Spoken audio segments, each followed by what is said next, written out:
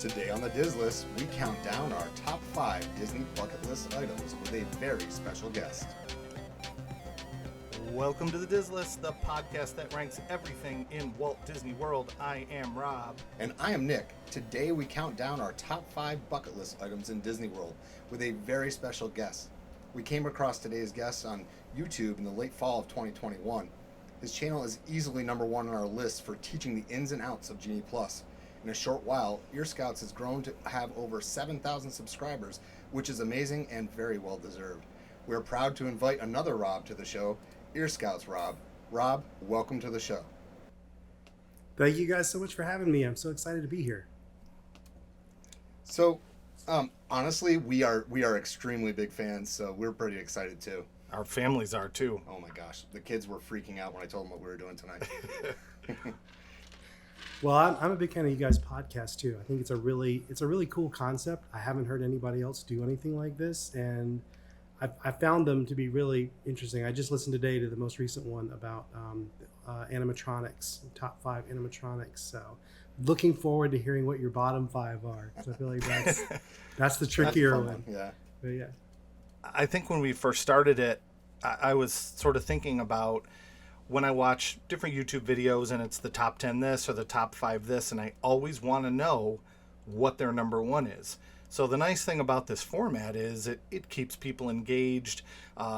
People can go online and interact and say, well, my top 5 are this, and they can post it too. It's a fun way to look at Disney World, and it's interactive too. So we wanted to start off with some questions for you. I'm sorry, I didn't mean to interrupt. Go ahead. No, I was just going to say thanks again for having me. I appreciate it. Absolutely. So we're both originally from New York State. Where did you grow up, Rob? And are you originally from the Orlando area? No, I grew up in Charleston, South Carolina, and I actually, during the pandemic, like a lot of people, my job went remote. And then as soon as they said that we were going fully remote, I was like, I'm going to Disney World. So I started immediately making plans to move down here to Orlando. And it has been, before I moved here, like you hear people say, oh, living their best life. Are you living your best life? And I don't know. I just always thought that was kind of like cheesy and like that's just. And now, I feel it, man. I love every single day living here in Orlando and living at Disney World. And the channel has just been.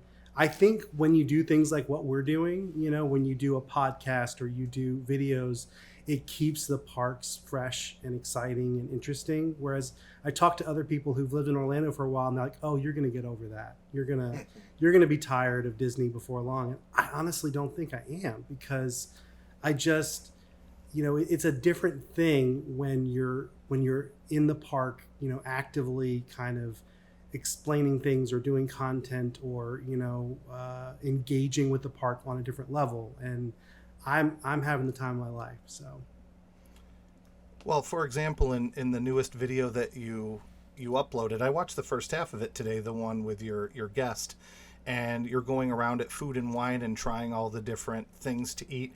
You mentioned how you are not a fan of eating anything that is from the ocean, which I found funny, which you solved that problem. You brought someone along who could do that. But would you normally go through and try most of the things at Food and Wine? Maybe, maybe not. I think really what this does is it gives you an opportunity to really look at and experience the parks in a different way. Do you agree? Yeah, it also gave me an opportunity to gain 6 pounds. So that's exactly how much I gained from Food and Wine. So, even with all the walking we do in the parks. But yes, and I think I definitely, there's no way I've eaten at every single food booth now. I've tried most of the food at the festival. No way I'd be doing that if I weren't, making content. So, yeah. Right. So one of the things that's really unique about your channel, in my opinion, is your signature calling card, your mouse ears. How many pairs of ears do you own, and which one is your favorite? So I just bought my 20th pair of mouse ears. So I would say my favorite right now is my Chip and Dale mouse ears, just because I I discovered them when I was at Fort Wilderness. I was going to see Hoop-Dee-Doo, and I don't want to like sound, I feel like I know everything about the parks now because I'm in the parks all the time. Like, oh, I know about all the ears. I know all the ears that are out there. And then I happened upon the gift shop at Fort Wilderness, and there were these ears I'd never seen before. And like, oh yeah, you can only buy those here.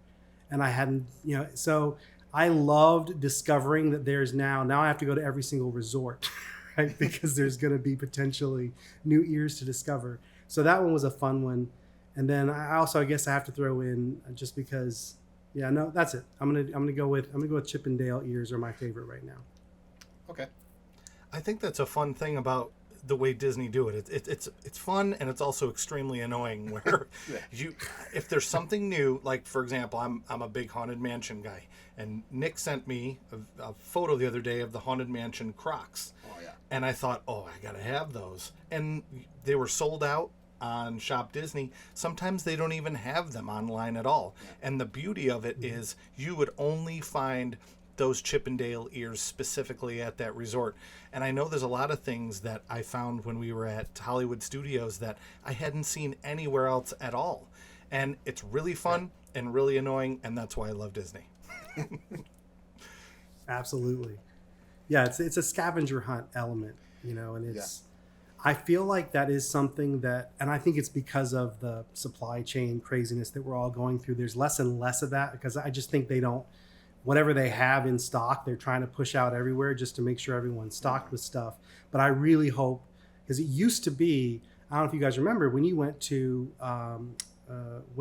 like the gift shop in Dino Land USA in Animal Kingdom, to Chester and Hester's, you would find completely unique stuff that was only in that one gift shop. And I feel like right now there's a less of that, and I think it's just supply chain stuff. So I'm really hoping that we get even more of that coming back. Yeah, we noticed that in our last trip. Like, Memento Mori wasn't like just Memento Mori stuff. There was definitely some stuff that you would get in the Emporium, and it's like that's not what it usually is. So we noticed that as well in our last trip. Yeah. I have another question for you here before we get to our list. When we're not doing this, when we're not creating Disney content, we like to spend time with our families. We're both teachers. Nick is a coach. I play in a band. When you're not creating Disney content, what do you like to do? What do you do for a living?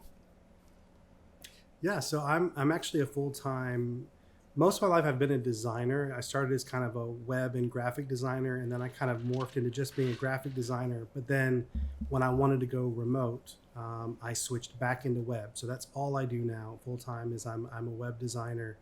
And then I would say my favorite thing to do for fun is just to go and explore, walking around new areas, because I'm still relatively new to Orlando. We just went and walked around Celebration for the first time the other day. I don't know if you guys have been to Celebration yet. I have this weird love-hate with Celebration right now, because it's like this perfect community, but it's also, it's kind of like the Truman Show. It's it all feels kind of a little too perfect, but just exploring new areas. Like, I love to just go on long walks and kind of check out, discover new places around town. So we're going to take a short break, and we'll be back with our top 5 Disney bucket list items. Welcome back. We're joined by our friend Rob from Ear Scouts, and today we're going to count down our top 5 bucket list items. Today we're going to refer to our Rob as Dislist Rob and our guest as Ear Scouts Rob. We're probably still going to get confused. Yeah, You'll probably call me Ear Scouts Rob, and I'll call him Bucket List Rob, or it doesn't make any sense. Yeah. Anyway, okay, let's get to this week's list. This week we are going big. We're going really big. We're doing our top 5 bucket list experiences. Nick and I each made our own top 10 lists and compared the results and narrowed it down to a collective top 5. So I think I'll begin this week only because we can end the episode with Ear Scouts Rob number 1. I think it's good to have our guest end out the episode. Only fair. Yep. So you know the format. We start with 5, and then we alternate back and forth, ending with our number 1s. So, Nick, I'd like you to take this one just because number 5 was your initial idea, and I loved it. So our number 5 is the Disney Cruise Line, but not Disney Cruise Line in the typical sense. We want to do one of the Northern Europe, the Mediterranean, or the Alaska cruises. Oh. So, you know, for me, I grew up in the Northeast, further north than what I'm in right now. You know, we're obviously in New York right now. I grew up in the Adirondacks, and so cold weather is not an issue for me. I would love to do an Alaska tour. It's been a dream of mine for quite some time to do an Alaskan cruise or visit Europe, specifically Northern Europe. The Mediterranean would also be a lot of fun just because of the, you know, obviously the architecture and the history in the Mediterranean. But that's something that we both kind of, I think, identify with. So, Ear Scouts Rob, have you done a Disney cruise before? I have not. It is definitely, I wouldn't say it's on my bucket list, but it's on my list of things I want to do. It's funny, I've only been on one cruise in my life. It was like with my family, and we were not on the best cruise. It was kind of like one of those smaller ships. My stepdad said it was like being in a minimum security prison. Like you couldn't leave, but there were these little activities that they'd set up for everybody to do at specified times. And so, I don't know, I guess I always had this kind of like, oh yeah, cruise ship, it's like minimum security prison. I don't think that's what Disney is going to be. So I'm very excited to take a proper like really big deal Disney cruise. It's definitely on my list to do, but I haven't done it yet. Yeah, I was watching a video last night, and it was showing the staterooms for the Disney Wish, and they went into a couple of the suites, and if you haven't watched these videos, I'm telling you, you will be blown away. They're certainly bigger than my house, and my house isn't small, but they're massive and they're gorgeous. Now, of course, those are the ones that are, you know, $25,000 for a 4-night Caribbean getaway, but it's amazing the details they got into these rooms, and even the smaller rooms are beautiful. So I really want to do a cruise with Disney because I've heard that Disney does cruising best, and you know, I haven't been on a cruise before, but it's something I've wanted to do for some time. I haven't been on a Disney cruise either. One of the things that's kind of interesting too that we haven't really mentioned is booking a cruise sometimes is very difficult too. I've looked into it. Like we've mentioned before, the both of us are teachers, and a lot of times those cruises they don't really match up with the different breaks that we get from school. You know, if you take a week off in the middle of the school year, you end up having to pay for your health insurance and your substitute, and you're not exactly in the good graces of your bosses at school. Yeah. But it's something that I maybe that's why I want to do it so much, is because it's so difficult to do. We can go to Walt Disney World whenever we want, sort of. We can we can go with whichever break from school. We're not at the mercy of the sailings. Right. So, which seems just a little bit more difficult. So, all right, at this point, Ear Scouts Rob, we're going to hand it to you for your number 5. What is your number 5 Disney bucket list? Well, mine's kind of similar. It's not a cruise, but it's like a cruise. I really want to do the Galactic Star Cruiser, the new hotel at Disney World. That, I mean, it's a bucket list item because it is so crazy expensive, and that's the real reason we haven't done it yet, because it's just, I feel like you need a mortgage to go stay at that hotel. But for me, ever since I was a little kid, I think what I wanted to do more than anything when I grew up was to make movies, and I wanted specifically to make Star Wars kind of movies. Like that was just my end-all be-all dream job. And so now, in a weird kind of way, I make these very small-scale movies, and I feel like the idea of doing a YouTube video of, you know, the experience of Galactic Star Cruiser is kind of like fulfilling that childhood dream of making, on some level, a Star Wars movie. So that's my number 5. I'm honestly really upset that Rob and I didn't think about this. Yeah. Because that is, like you said, I was like, shoot, that should have been ours. this is why we love this format so much, is because when when Rob says something that I didn't think of, and I'm like, oh man, but that is such a great thing, and I'm hoping that it has legs, meaning that I hope that they don't totally revamp the experience. I'm just hoping that they notice that this price tag they've associated with it might be a bit much, because I don't think they're selling out like they were at the beginning. So maybe there's going to be some more approachable experiences, because it looks so phenomenal, and even the people who have reviewed it, who have paid for it, have said, it actually kind of was worth the money. I just don't have that extra money floating around, so I'm not going to be able to do it. Well, I'll be honest, at the very beginning, Nick and I have talked about this quite extensively before we even started the podcast. This is our daily conversation. I wasn't into it.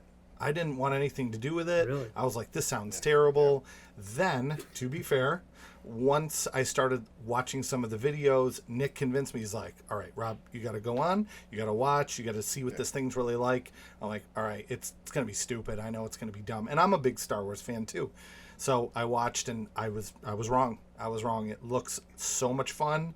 The lightsaber training and the food and the singing and all the role play. It looks fantastic. I was dead wrong. Yeah. So you said you're I kind of went through like a. Sorry, go ahead. No, I was just gonna say, you said you're a Star Wars fan. Do you like what Disney has done with it or not? Whew. I like. Loaded question. Yeah, I like that there's still content coming. Like I feel like for most of my life, it just felt like Star Wars was just over. We were never going to get anything, and then Lucas came back with, the prequels, and I think Disney personally, I think Disney has raised the bar from where they were at the prequels. I was not a prequel fan, but. I think it's been very hit or miss. I feel like when Disney has done the best has been when they did like Rogue One. I felt like kind of going off the others felt like they're just trying to retell the same story in a lot of ways. And Rogue One, yes, it is technically part of the same story, but I thought it was very clever. I thought it was very I actually didn't see the end coming. I didn't see that we were going to end at that shot, I got chills, and that I just think it felt new and fresh and interesting. Another one that I kind of liked that I know no one else apparently did, I really enjoyed the Han Solo movie. I really enjoyed Solo. I did too. Yeah. Yeah. So that scene in Step Brothers where he goes, "Did we just become best friends?" I kind of feel like that's what we just had that moment. That's awesome. Yeah. I think, are you switching Robs for the next episode? Is this what you're trying to tell me, Nick? Yeah, you're fired. You're fired, Rob. Disless Rob, you're fired. Oh, well. Oh, that's funny. Well, I had a good run. A couple episodes under my belt, I guess. Yeah. Wouldn't be the same without you. All right, so we're on to number 4. Number 4 is another one that was not initially on my list, and Nick ranked this one very high, and I saw it on his list, and we sort of compared, and I put it up a little higher on my list too, because I didn't even think of this one. And this one is obtainable for sure, and this one is going to be the Keys to the Kingdom tour. So is that something you've ever experienced before? No, I think it's something that I would definitely like to do, but no, I haven't experienced it, and it is kind of a little bit more attainable, right? Like that one is. Do you know what's the ballpark on that one?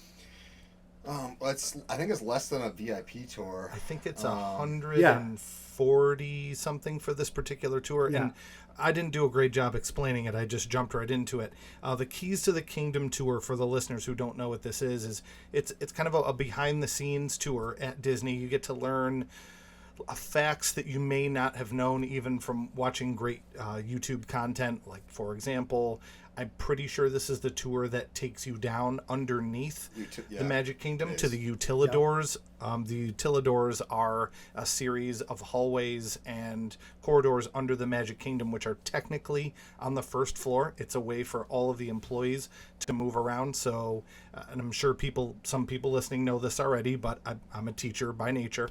So if you are someone who works in Tomorrowland and you're cutting through and you're going through Frontierland, you don't see someone with a futuristic outfit in that land, and it doesn't take you out of that idea. So anyway, it takes you down under there. I think you get to go on a couple different rides before the park opens, and they will kind of give you a tour of the ride as you're going through it. You get a little microphone so you can listen to your tour guide even if you're kind of falling back a little bit. Nick, anything you want to add? Yeah, so I just looked it up. It is a 5-hour walking tour, and it's $114 per person, which is, I mean, I paid $15 less to do a dessert party and have fireworks viewing one year, so why wouldn't I pay the $114 to do Keys to the Kingdom? So while it's on a bucket list, and you might think of stuff on a bucket list as being like super high-end pricing or something like that, I think it's something that we need to think about, right? We never even think about booking this kind of a tour, but man, would it be fun, especially with my kids once they're old enough to go and really appreciate the history. Because that's the other thing, is they point out all the history behind certain things, and it's something I really would love to do. Definitely. So our number 4 is the Keys to the Kingdom tour. So Ear Scouts, Rob, what is your number 4? My number 4 is, I thought about the things that I really loved doing since I've been doing the Disney creator stuff, and attending the grand openings of rides have kind of been peak experiences for me. So Remy, our very first video was covering opening day for Remy. And then I recently got to cover the opening of Guardians of the Galaxy Cosmic Rewind. And I thought, I want to take this up to the next level, though. I don't want to be there for the opening of a ride. I want to be there for the opening of a new Disney park. And, they come online more often than people realize. I think there always are new parks in development. So I think it's doable. I think I can definitely make that happen. And I think with Epic Universe opening here in Orlando, there's probably going to be a lot of pressure put on Disney to start looking at opening another gate here. So I might not even have to go that far to do it. But I think the experience for me, whenever I share the experience of going to Disney World with someone for the first time where they haven't been before, and just that magic that you see them experiencing when they're just taking in how next level Disney World is, just compared to any other theme park you've been to be able to have that experience myself for something that no one's ever seen before, like, I just think that's a peak experience. So the first time I brought my daughter and son, my son was very little, but my daughter to Magic Kingdom, as we're walking through the tunnel and she turned the corner to see the castle, I had my camera ready because I wanted that look on her face, and she turned the corner and had this look of excitement, and her eyes were popping out of her head, and I started crying, and because I had been so many times in my life and it meant so much to me. So we have that photo of her face seeing the park for the first time, so I know exactly what you mean, and it's such an amazing feeling. Now, Nick, you've had that more recently. I love that story. That's great. Yeah, I did have it more recently, and I've been able to share this with my children, obviously. So I took a totally different path than Rob to Disney fandom. We haven't really gotten into this on a show, but I really had not experienced any park. I can't say I didn't completely experience it, because in 8th grade we took a trip to Florida for a science thing, and we got to do a half day at Epcot. Now, who thought that a half day at Epcot was going to work? But that's what they did for us. So that was my only experience prior to me being like in my late 30s. I got to go for my first time, and so I had that reaction and looked at my kids who were having that same reaction, and my wife, who had been before, was watching us. And then a really cool thing, my mom had a dream of going to Disney like her whole life, and she had never gone.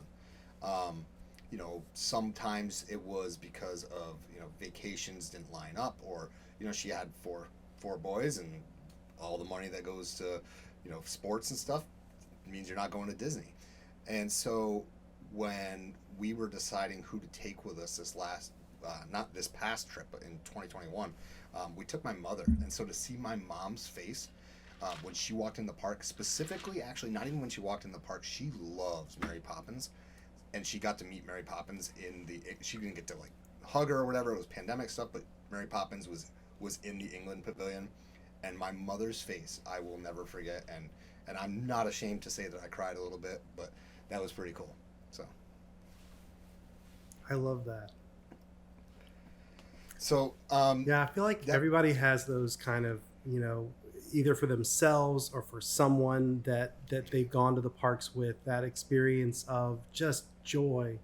Because until you experience it, people think they see pictures, they see videos, they think they know what Disney World is about before they go, and they've been to other theme parks.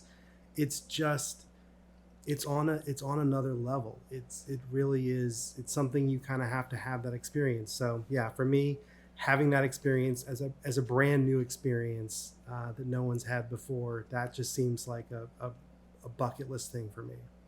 That is so cool. That is a really cool bucket list item to be, covering an opening day of a park. I definitely can see why you would do that. So moving on to our number 3. You're already living our number 3 bucket list. Yep. Our number 3 bucket list is to live in Orlando with an annual pass and be able to go to the parks whenever we want. Where we're at right now, we have to go. I'm planning next year's vacation already because I'm DVC member, so I have 11-month booking window, and basically what I'm finding is I'm in a constant state of planning. And while that's fun, I would like to be in a constant state of going, where I can go and look online and say, hey, there's a studio available over at the boardwalk for the weekend, and it's only going to cost me this many points. I could say to my wife, let's go over to boardwalk because it turns out that there's a festival this weekend, because there's always a festival at Epcot right now, and then be able to go in and enjoy the festival. So for me, this is pretty high on my list, and I know it's high on Rob's too, but one of the things I said, and this is only fresh in my mind because of the whole mega billions, we'll call it. Yeah. But I said, if we win that, Golden Oaks, here I come. So, I did the exact same thing. I was actually on Zillow the day of the drawing, looking at the Golden Oaks listings. I was like, oh, if only. Yeah, I know. Well, I completely. You're not going to regret that bucket list item. I was very nervous when I did it, and I thought, gosh, is this the craziest thing I've ever done? And I don't regret it one bit. I've had nothing but tons of fun since I moved here, and yeah, you're gonna not regret that one bit. Awesome. It's something we've been looking forward to, honestly. So. Well, I got about 10 years. Maybe I'll be your neighbor, Rob. My wife and I will move down and we'll live next door to you. I got 10 or 11. I don't know. It's too long. Yeah. Too long. Retirement.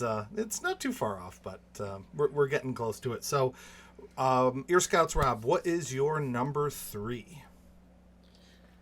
So, the one thing I don't love about living in Orlando is my family is actually, I grew up in Charleston, but my family, like going to grandma's house, was always in the mountains of Virginia. And snow was just such a pivotal part of my childhood, and all of my best memories of being with grandma and grandpa and all things were always around snow.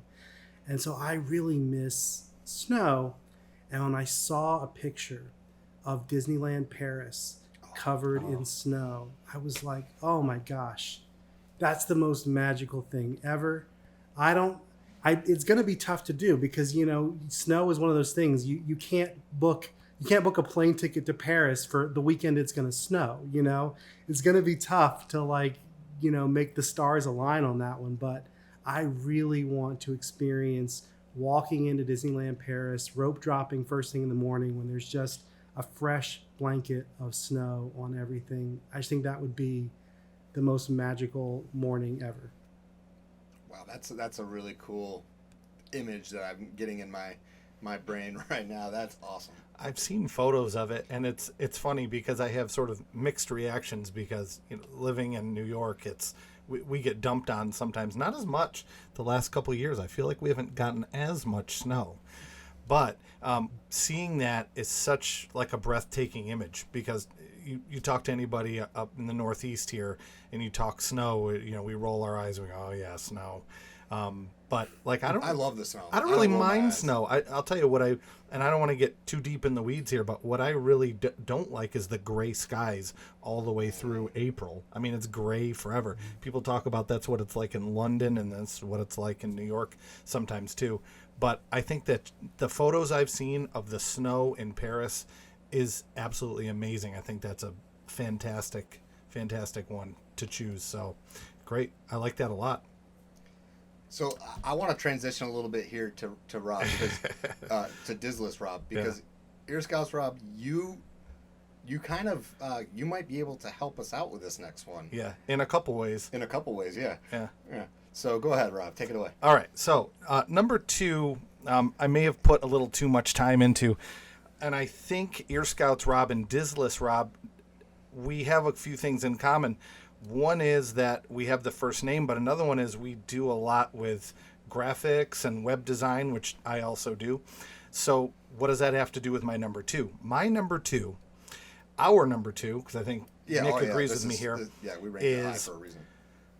Hypothetically, I am now employed by the Walt Disney Company, and they have magically cast a spell to make me the sole person that gets to decide what the 5th gate is. I get to create the 5th park. Okay, you're going to cover it. You're there. Yeah. You're our main person covering it. And so I came up with a couple different options of what this 5th gate could be. Now, people listening, you're not going to get to see the graphics. I made some graphics for these. Maybe we can put them in the show notes, or we'll figure out a way. I'll definitely put them up on social media. Instagram. Yeah. So you'll be able to see these in social media. So the first one I came up with for my 5th gate, and I have a logo for each. Those of you who are just listening along, you'll get to see them. So the first of the 3 that I came up with is a general enough concept that it's I'm going to be able to hold it up and talk about it first. The first one I came up with is called Once Upon a Dreamland. And it's kind of a general theme where you could fit really any IP in there. Because I was trying to think, if I'm going to come up with a 5th park, what's the theme going to be? We have animals. Like, there's so many themes that I thought of. Like, how about a whole park that's imagination? And you make Figment the mascot for that. Like, that was an idea I had. But then I thought, how about Dreamland? And everything could really fit and become a dream in Dreamland. So it would be kind of a catch-all for whatever isn't going in any of the other parks. So that was one. My second one is actually the one that Nick likes the most. And that one is Disney's Underworld, which I have heard this one before. This is not my original idea. I came up with a logo for it for Disney's Underworld, and Disney's Underworld is going to be a park that is all based on the villains. So, Ear Scouts Rob, have you heard this concept before about a villains park? No, but I love that concept. I think that would be really fun. I've seen it here and there online about people saying, oh, if they were to create another 5th gate, it would be the Underworld. But, and that one was Nick's favorite. My favorite one that I like now, I'm the art teacher. Nick's the math teacher. I'm the art teacher. And my final one is kind of a play on something that already sort of exists in the Disney world. It's going to be Disney's Spectrum Magic. So by spectrum, what I mean is color. So the logo has a rainbow on it, and the entire park is going to be sectioned off by color. So as you walk in, you go to the left, it's going to be everything in that specific world is going to be red. So different IPs that are red, they all go into that area. Then you walk in and you go from red to orange. orange to yellow, yellow to green, and so on all the way around. And you have different Disney IP or maybe some original. I love it when Disney does an original IP for a park and it's spread out into a rainbow inside of the park. So that would be Disney Spectrum Magic. I think you have to cover it. Unfortunately, he has the Spectrum of Magic with the colors. He turned down my request to do a math-based one. I thought we could do Donald. If you recall, I remember watching it in elementary school, and I used to show it to my kids all the time when we had like 10 or 15 extra minutes. Donald Duck in Math Magic Land. If you've never seen the short, look it up. I'm sure it's somewhere. Wait, is that real? It's real. It's Math Magic Land? Yeah, he explains the math behind. Yeah. Yeah, he explains the math behind string instruments. He explains the math behind pool, like playing billiards. What? It's a really great short. Is it on Disney Plus? It feels like it should be on Disney Plus, right? I would hope so. I mean, they've got some really random stuff on there, but it's a great short, and it's probably 10, 15 minutes. I think it's great. So I think we should do a Donald Duck in Math Magic Land. I think I'm gonna have to make a logo for that too. Oh man! So how about your number 2? What's your number 2? Sure. Well, I'm gonna say that I'm gonna add in. I have thought about what I would want if there was gonna be another gate in Orlando. Oh yeah, definitely add on. Go for it. And I would love for it to be kind of themed loosely around the Society of Explorers and Adventurers, but just in a really loose way. That the idea is each land is a different kind of adventure. And if you wanted to pop IP in there, Indiana Jones is an obvious, like that feels like that could have its own land.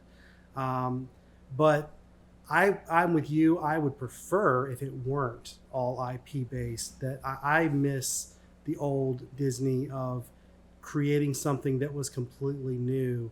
There's something to be said for, I think when you take something, like if you take a book and you turn it into a movie, every now and then the movie is amazing, but usually the first thing that came is the best, right? And so I feel like the best rides are the ones that from the beginning are just meant to be that, and meant to be an experience. So I hope that Disney does go back to more of that as well. But yeah, I would love to see a land of exploration and adventure. I think would be a fun concept. That's a great idea. It really is. And I think your point earlier about with Epic Universe going in, Disney's gonna have to do something. There's no way that they can compete with some of the bad press they're getting right now, and then not having another gate when the stuff, the rollout of Genie Plus wasn't good. Individual lightning lanes I think aren't working as well as they thought, which is why I think that you saw the announcement earlier this week where they're not going to end up bringing those other individual lightning lane selections back. Yeah. So Thank I think goodness. Right. Make me pay more money for something.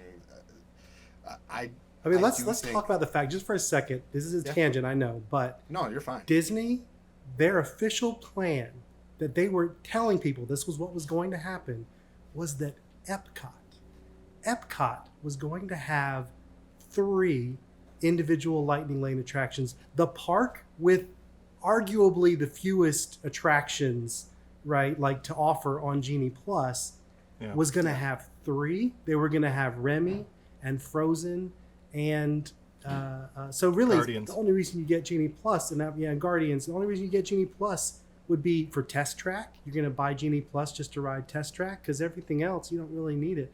I don't know.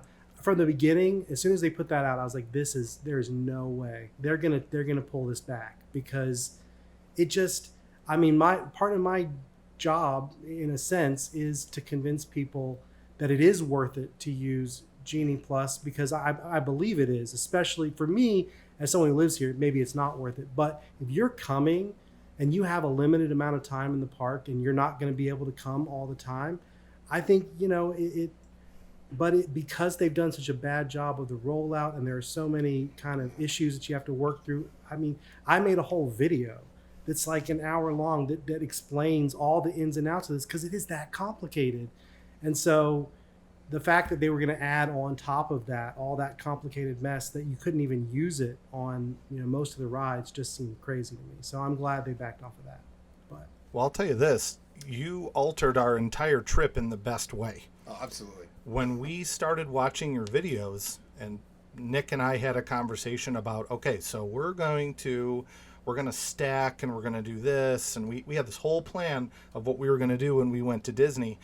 We started watching the Ear Scouts videos, and we completely bought into playing the Disney slots. So if you don't mind, Ear Scouts, Rob, do you mind explaining what your playing the Disney slots is for the people listening if they haven't seen your video yet?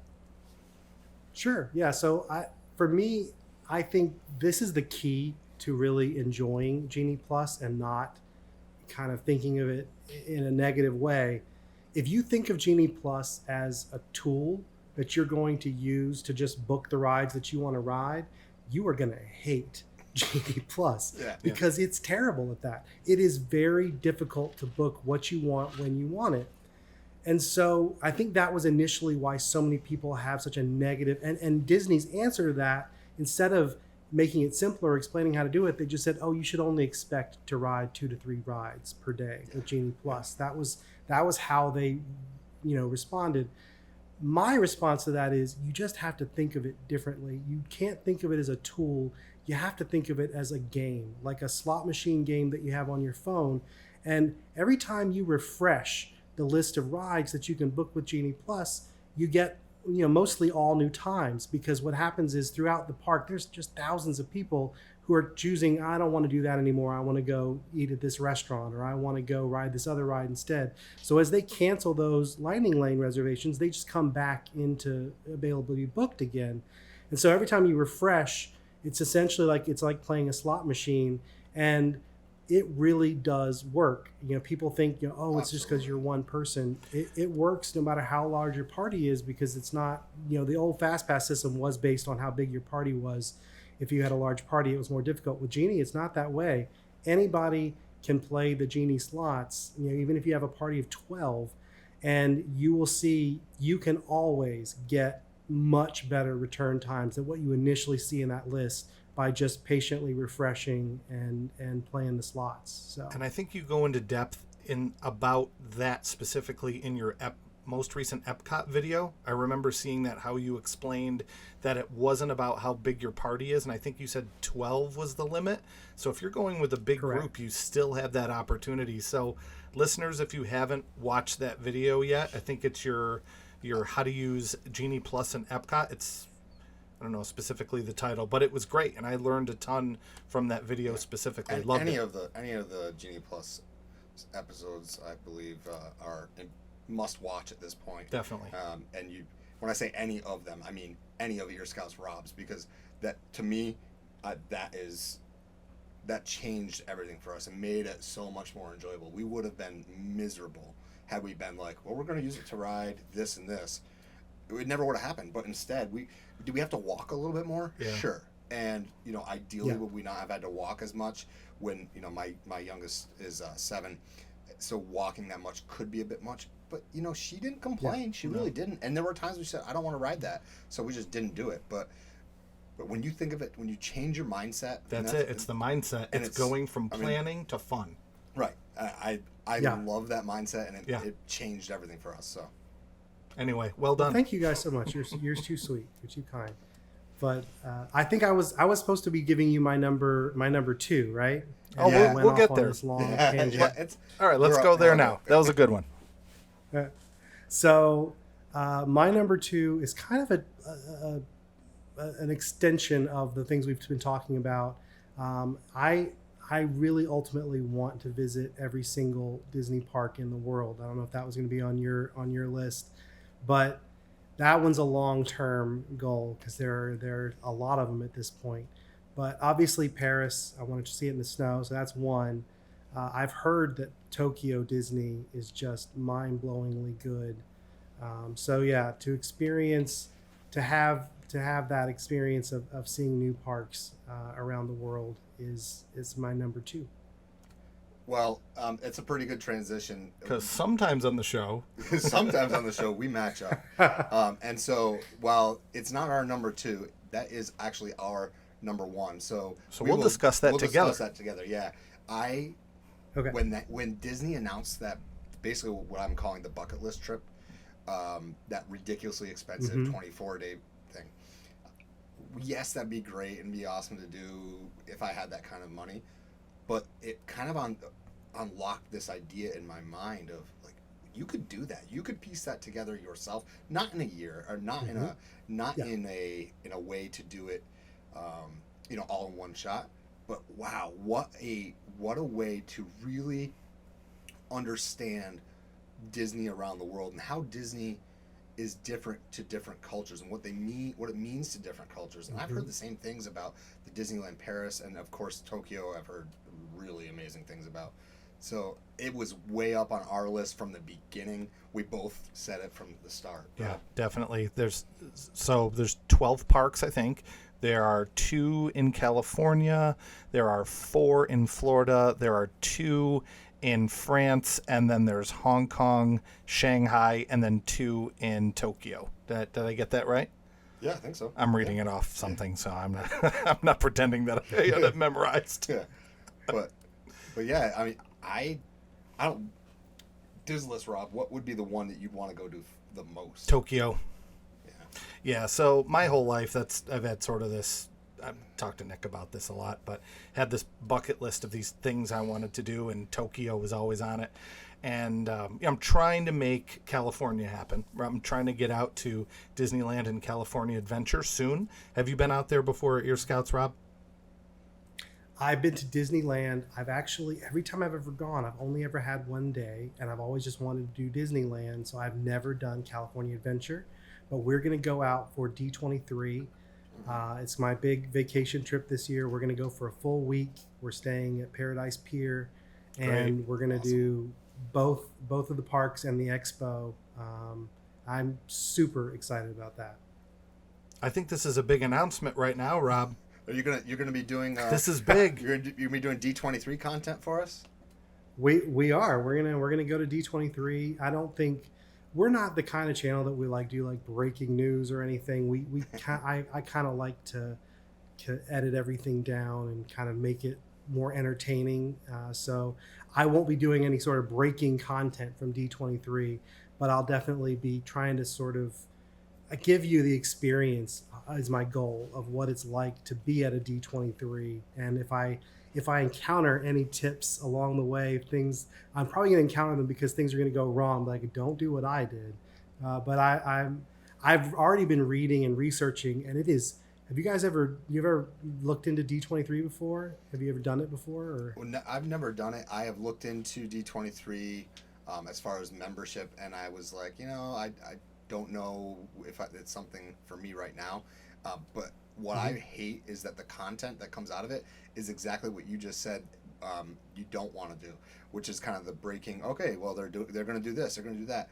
I want to know what the experience is like. What is it like to be at the expo? Like, as a Disney fan, that's like a mecca, right? So, yeah, that's going to be awesome for you. We're looking forward to seeing that content. Closest experience I've had is one summer I worked at the San Diego Comic-Con. Went down, and a friend of mine worked there, and he got me a job kind of as like a management position. It was a lot of fun, and I got to experience that whole thing. So I can only imagine that it's that times 50, because it's, I mean, don't get me wrong, Comic-Con was great. It was mostly focused on DC. At the time, got to see a lot of, famous celebrities, but D23 for us, obviously we're Disney fans, of course. But before we move on, and it is our number one too, I would like to know if for Nick, and then after Nick, I want to know Ear Scouts, Rob. So the one I would want to go more than any others to the 2 Tokyo parks. So Nick, which would be the one you would want to go to the most? Hands down, Paris. I have a lot of French heritage, and if you trace my lineage back through I think it was 1600. My family came from Paris, and so I would love to visit Paris in general anyway, but Disneyland Paris also is just from everything I've seen, is just such a beautiful park. So Disneyland Paris would be my number one that I would want to visit out of them. How about you, Ear Scouts, Rob? Man, it's actually between those two, and the reason is because both of those parks had the luxury they were kind of almost made with a blank check in a way. So when Eisner made Paris, he was like, we're gonna spare no expense. This is gonna be the end all be all. And I mean, you think of how much they already spend on Disney World and Disneyland, the idea that they were going to try to one up that. So I've never seen it, and I really want to experience that kind of level of ambition that they had for that park. I'm really excited to experience that. And similarly in Tokyo, same deal. It was because Tokyo's not actually owned by Disney. It's not a Disney. Right. It's not a Disney owned park. It right. was investors or some sort of investment group that just said, we want, whatever it costs, it doesn't matter. We want the ultimate park and just build it for us. And so Disney's Imagineers had that freedom to not, of course, I'm sure there were some limits, but still like to really be able to work in that more unbridled way where they could think bigger. And so both of those parks, I'm really excited to experience what the Imagineers came up with, with that extra, bit of breathing room to make it. So, yeah, the investment, I think. I didn't pick one. I realized I didn't pick one. But no, you're both. Good. I don't know. I guess I would pick Tokyo just because I feel like it's a bigger park. There's more to experience, I think, in Tokyo. I could be wrong, but I think there's more there.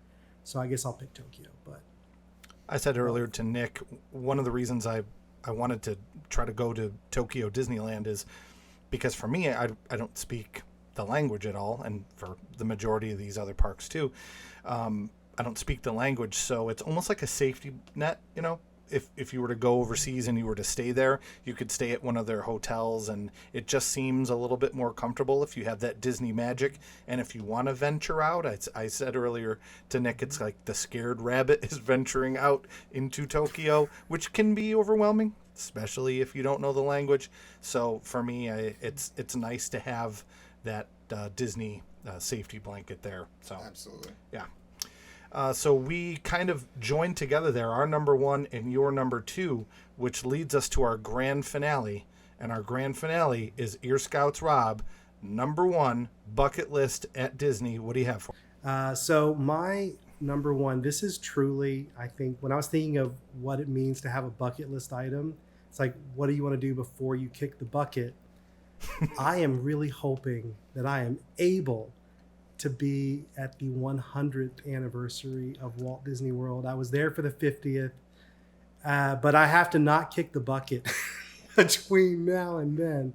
So yeah, I would be in my 90s, but life expectancy's going up. Maybe that's going to be in the cards. So my number one bucket list item is to be like I was for the 50th, to be in Magic Kingdom experiencing the 100th anniversary. That is fantastic. That is a very good one. What a great one. Yeah, maybe they won't mess this one up. Maybe they'll do a little bit more with Mr. Toad or something. I'm maybe the little bit of the critical one here, but maybe they'll have a good fireworks show this time. Whatever. I think you just gave spoilers for our never mind, our bottom five of something. Yeah. That's that. I think that in a non-pandemic world, Disney does celebrations right. And yeah. people who hate on them, and I know I just was hating on it, probably need to step back and think about what the situation is at the moment, or was when October 1st rolled around. And I don't slight them at all. I just wish we had gotten what we were supposed to get. Instead, we got $15 a day for Genie Plus and a fireworks show that honestly is mediocre in Magic Kingdom. I love the Epcot ones. Oh my gosh, it's fantastic. But, everybody's got their own opinion, but I think that would be that's a heck of a bucket list item right there. That's great. I would also be in we would all be in our 90s. If it happens, if we can pull it off, we have to do a trip report podcast. Yes. Of the 100. Absolutely. That's awesome. Oh my goodness. Okay. So, we really enjoyed having you here today, obviously. And before we close out, what we'd like to do is invite you to kind of share your social media stuff and share any projects that you might have coming up that you're really excited about, so that our listeners can find you, because we are big fans, and we know that our listeners will be big fans as well.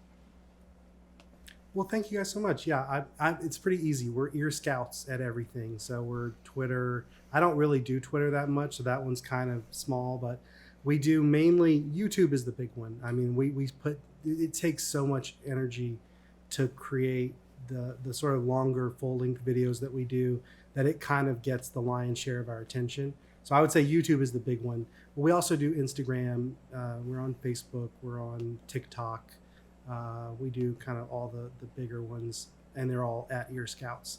And then in terms of, I guess, the big projects I have coming up, the one I'm kind of most excited about is obviously going to be doing stuff from D23, just because that's going to be a huge experience for me as a person, not just for creating the content. But the other one that I would be remiss if I didn't say I'm excited about is I've been playing the Boo to You Halloween parade music. Eric is like ready to strangle me. He's like, no more Boo to You. We're done listening to that, because I'm getting ready for the Mickey's Not So Scary Halloween party. We're going to be covering that on the first night of it. So I'm super excited for that. I went last year to Boo Bash, and so did Nick. Yeah, I was at opening night. Okay, yeah. So we were probably there at the exact same time. I didn't love Boo Bash. I just felt like for it wasn't, this is just, when I looked at how, number one, how long this thing lasts. I mean, from 6 p.m. until, is it 6 hours long?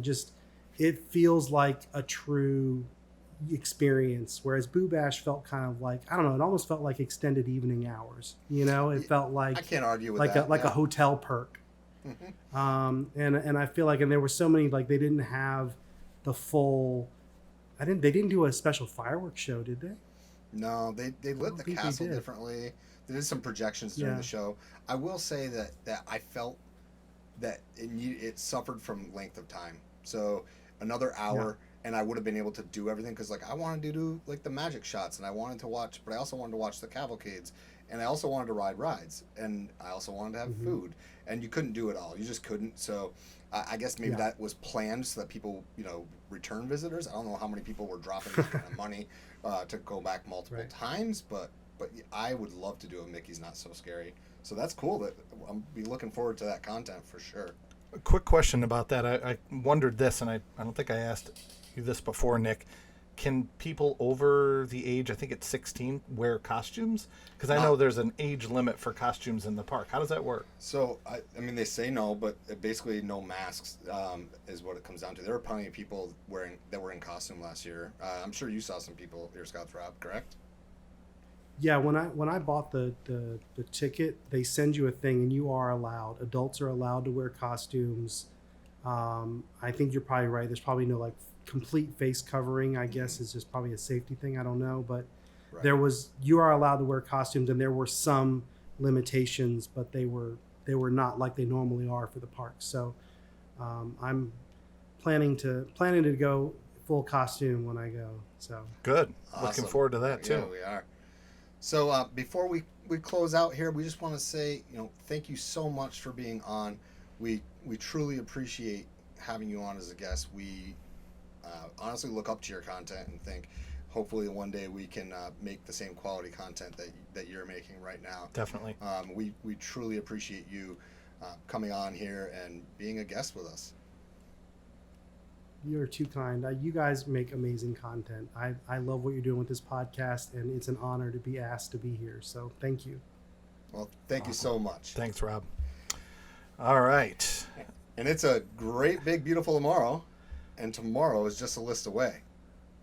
All right. Well, thank you guys so much for watching, or in this case, listening. And don't forget to think happy thoughts, everybody.